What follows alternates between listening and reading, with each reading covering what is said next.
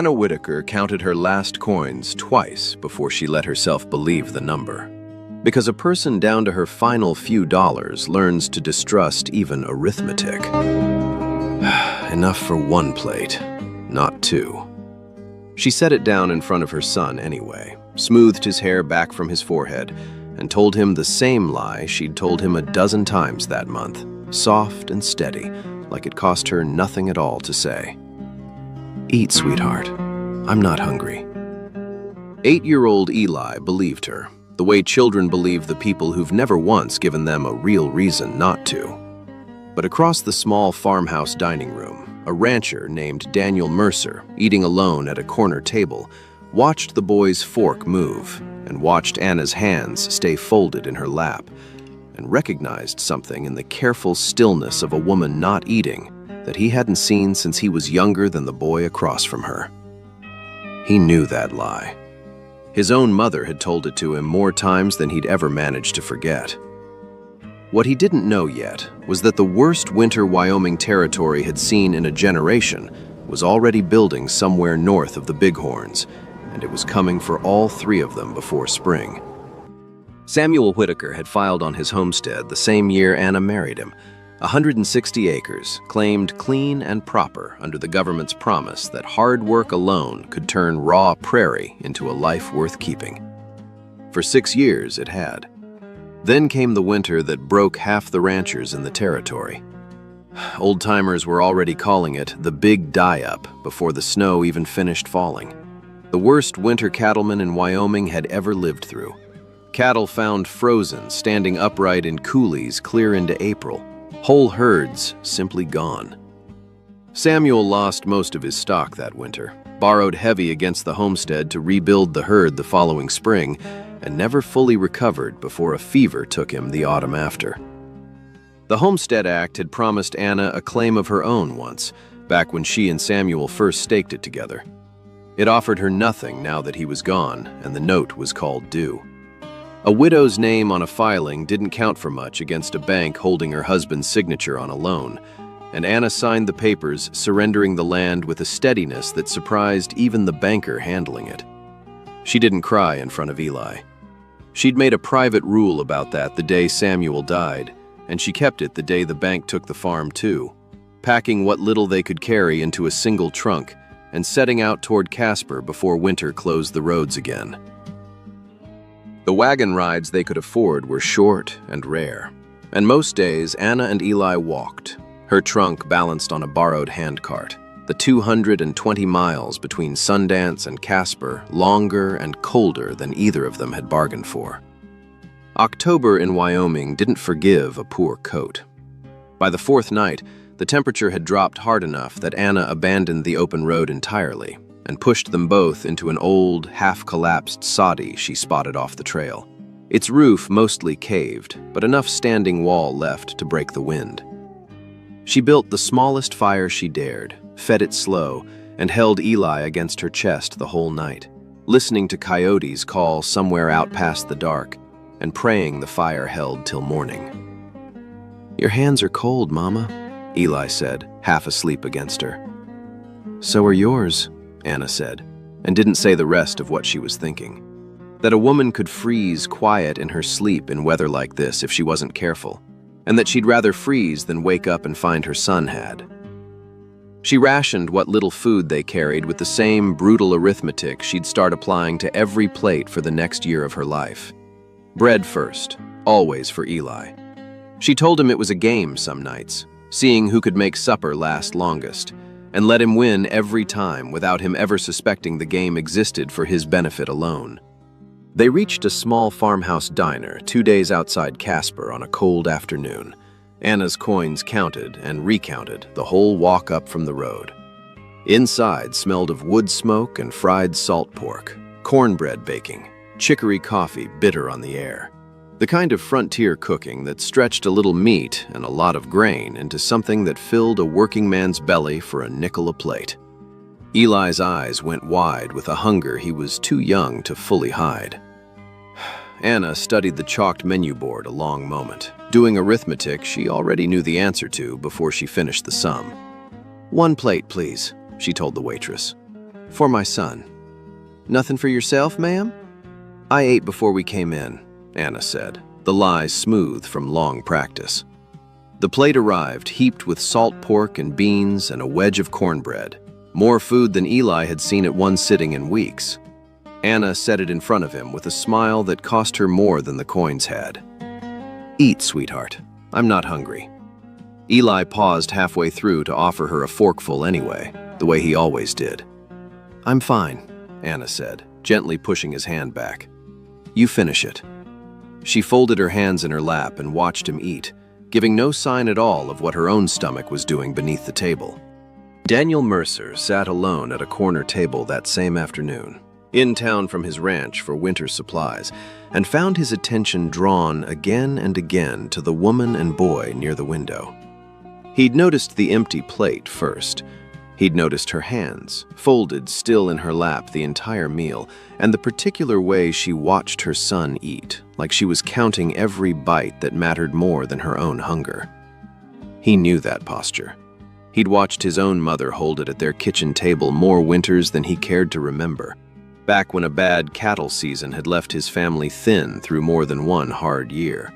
Claiming she wasn't hungry so often that Daniel hadn't understood until he was nearly grown that it had never once been true. He didn't approach their table right away. He finished his own meal slowly, watching, turning an idea over that felt, the longer he sat with it, less like charity and more like simple good sense. When Anna rose to pay, Daniel rose too and crossed the room before he could talk himself out of it. What he said to her in the next 5 minutes would change the direction of both their lives, though neither of them had the first idea yet how much that winter still had in store for the ranch waiting 6 miles east of town. "Ma'am," Daniel said, removing his hat. "Didn't mean to intrude. I couldn't help overhearing you're headed toward Casper." "We are," Anna said, careful and guarded. "I run a ranch about 6 miles east of here. Lost my cook back in September to her daughter's wedding, and I've been eating my own terrible cooking ever since, which my hired hands complain about daily. I could use someone in the kitchen. Room's simple but warm, and the wage is fair. Your boy would have his own bed, not a bedroll on some road." Anna weighed the offer against every hard lesson the past year had taught her about strangers and their generosity. "Why us? You don't know anything about me." "I know you can stretch a coin further than most folks I've met," Daniel said plainly. No pity in it, just observation. That's exactly the kind of sense a working kitchen needs, especially with the kind of winter the old-timers are already predicting.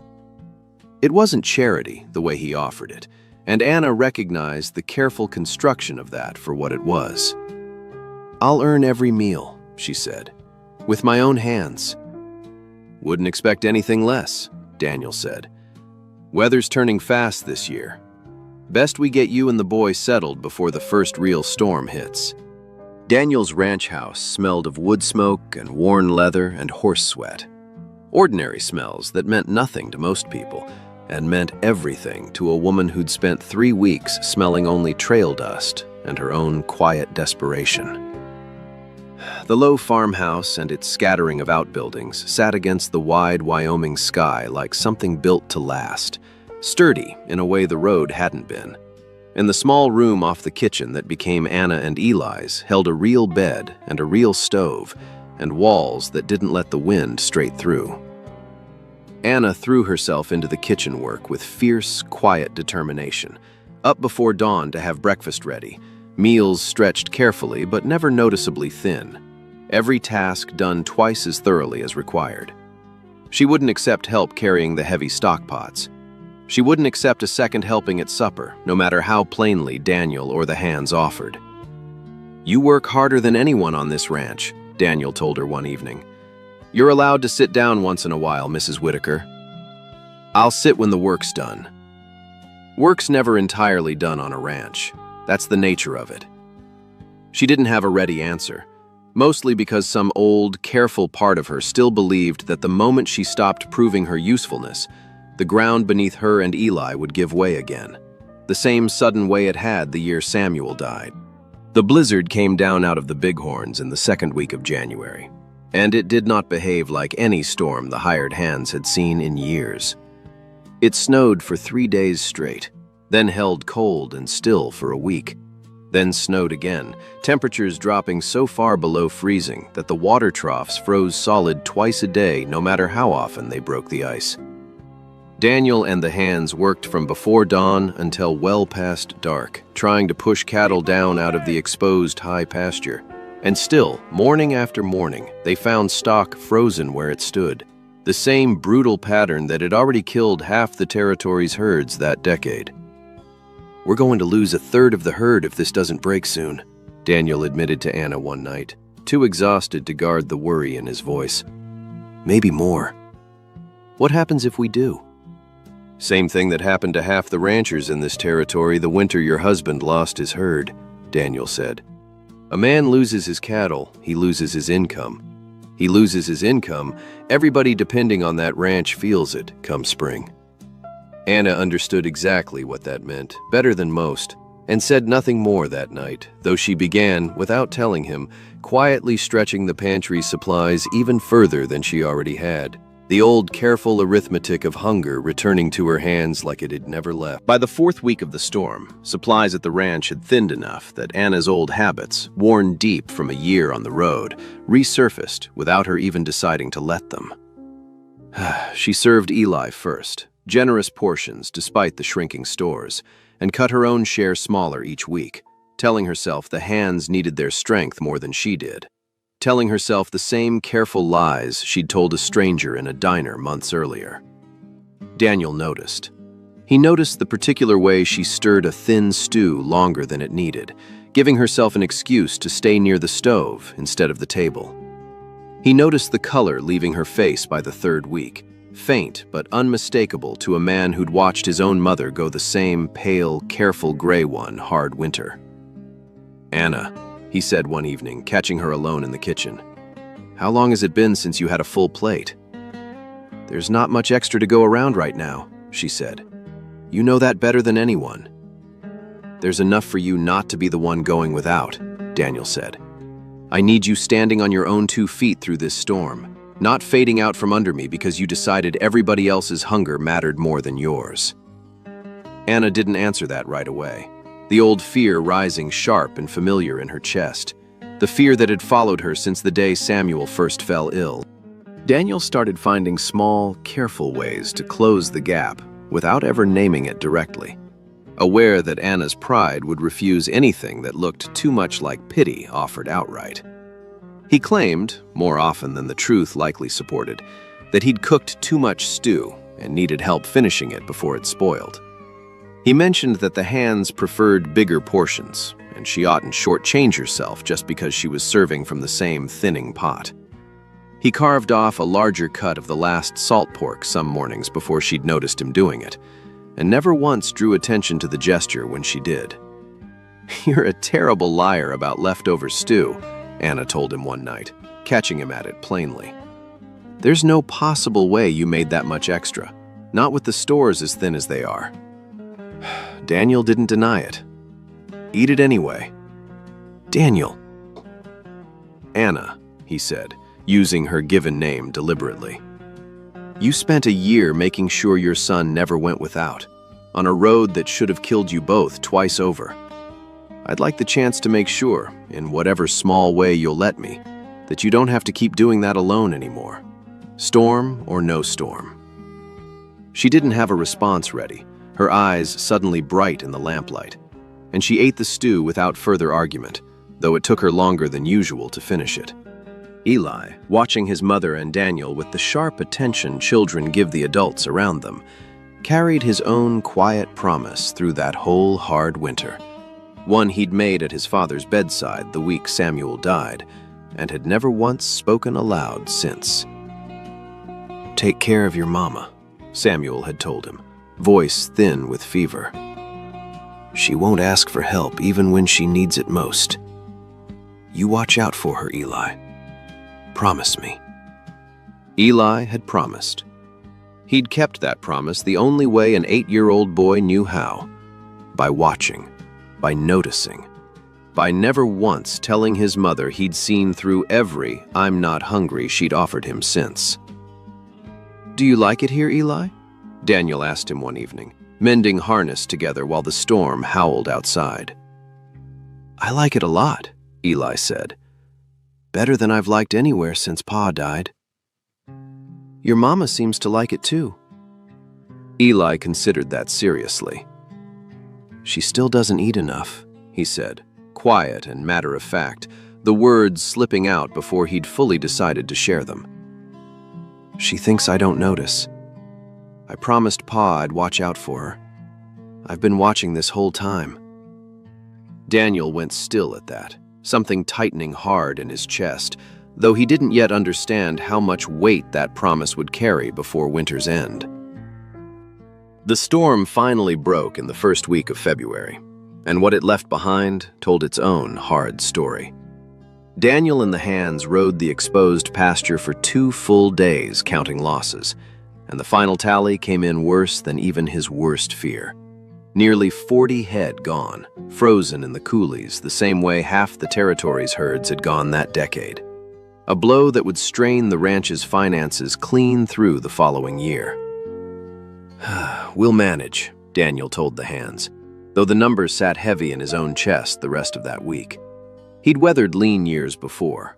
He knew exactly how thin a margin the ranch would run on now, how little room there was for any further trouble to land on his doorstep. Trouble found him anyway. The second week after the thaw, in the shape of a rider coming up the lane with papers in his coat, and 2 armed men from the Sundance Sheriff's Office riding behind him. Harlan Pruitt didn't bother dismounting this time. "Banks reviewed the matter further, Mrs. Whitaker," he said, papers already in hand. "Your husband's note carried a personal guarantee that survives the homestead's surrender. We're here to collect against wages owed you at this ranch, and against livestock belonging to Mr. Mercer here, given the debts now attached to your continued employment." "You've got no legal claim on my cattle," Daniel said, stepping onto the porch, voice flat and even. "I've got a signed judgment from the Sundance Court," Pruitt said, "and 2 deputized men behind me who'll see it enforced today, Mr. Mercer, unless you'd rather make this difficult." Daniel didn't move from the porch, didn't reach for the Winchester leaning just inside the door, though every man present understood plainly that he could. "You lost 40 head this winter, same as every rancher in this territory," Daniel said. "Same as the herd that broke Samuel Whitaker and left his widow with nothing but a debt you're now trying to collect twice over, once from a dead man's land and once from his son's supper table. I'd think carefully before you push a ranch already bled thin by the worst winter this territory's seen in a decade." Pruitt's certainty flickered, just slightly, at the mention of the winter's toll. Anna stood frozen in the doorway through the entire exchange, watching a debt she'd carried alone for a year now threaten to cost Daniel everything he'd rebuilt through the hardest winter of his own life. That night, once Pruitt had ridden off, promising to return with a formal writ, Anna reached the same conclusion she'd arrived at alone so many times before: that the safest way to protect the people she loved was to remove herself before she became the reason they suffered for it. She began packing the small trunk again in the dark, moving quietly, the same careful economy of motion she'd used on the road from Sundance. "Where are we going, Mama?" Eli asked, finding her folding his shirts. "Somewhere new," Anna said, the same words she'd used months earlier, though her voice shook this time in a way it hadn't before. "Just for a little while, sweetheart. I won't let this debt cost Daniel his ranch, not after everything he's already lost this winter." Eli studied her a long moment, and for the first time in his life, he did not simply believe her. Eli found Daniel in the barn that same night, breathless from running the whole way. "Mama's packing," he said. "She thinks I don't know we're leaving again." Daniel set down the tack he'd been mending. "Why would she leave, Eli?" "Because of the money man. She thinks it'll hurt you if she stays." Tears threatened now, the fear finally finding its way out of him whole. "I promised Pa I'd watch out for her, before he died. He told me she'd never ask for help even when she needed it most, and he was right, Mr. Mercer. She's been doing it since before he died. She always says she's not hungry when the food isn't enough. She said it in that diner. She's still doing it now, even here, even in the storm. She thinks I never noticed. I always noticed, every single time. Daniel felt something break open in his chest. The full weight of every careful, silent sacrifice Anna had made finally laid plain by the one person who'd watched it happen from the very beginning. "Show me where she is," he said. "Right now. And Eli, you kept that promise to your father better than most grown men manage in a lifetime." Daniel found Anna at the trunk, and this time, when Pruitt's writ arrived 3 days later with the same 2 deputized men behind him, Anna was standing on that porch beside him, rather than halfway to Casper. "I've spoken with a lawyer out of Cheyenne," Daniel said, before Pruitt had even finished dismounting. "Territorial law's clear enough on this once you read past the first page, Pruitt. A personal guarantee doesn't survive a homestead's full surrender the way your bank's been claiming it does. Not without a separate signed instrument nobody's produced yet. You've been threatening a widow with a debt that was never enforceable past the land itself." Pruitt's confidence finally cracked in full. "That's a matter for the court to decide." "Then take it to the court," Daniel said, still and unmoving, the Winchester resting easy but visible in the crook of his arm. "But you'll do it without touching a single head of my cattle or a single dollar of Mrs. Whitaker's wages today. I've buried enough this winter without burying my patience for men who prey on widows for a living." Pruitt studied the rifle, studied the set of Daniel's jaw, and found, for the first time since he'd started riding out to that ranch, that his certainty had nowhere left to stand. He rode off without another word, and never returned. "I've watched you put Eli's plate ahead of your own for a year now," Daniel said that evening. The danger finally passed. "I understand why. I watched my own mother do it most of my childhood. And I understand exactly what it costs a person to keep doing it quietly, winter after winter, without ever asking for a single thing in return. It's not something I know how to stop," Anna admitted. "Then let me help you learn," Daniel said. "Not because you need saving, Anna. Because you've spent so long making sure Eli never went without that you forgot you're allowed a full plate too." Anna looked at him a long moment. This careful, steady man who'd noticed an empty plate in a roadside diner and rearranged his whole household, and stood on his own porch with a rifle to make sure it never happened again. "I'd like that," she said finally, her voice thick but certain. That evening at supper, Anna served herself first for the first time since anyone could remember, her plate every bit as full as her son's. Eli noticed, smiled, and kept eating. The quiet, patient watchfulness of a promise finally allowed to rest. "I want to sit with you a moment before we close this one out, because this story got under my skin in a way most of them don't. Has your mother ever done this? Told you she wasn't hungry when you were young enough to believe her, old enough now to understand exactly what she was really doing. Maybe it was a smaller plate she claimed she preferred. Maybe it was a coat she said she didn't need in the cold.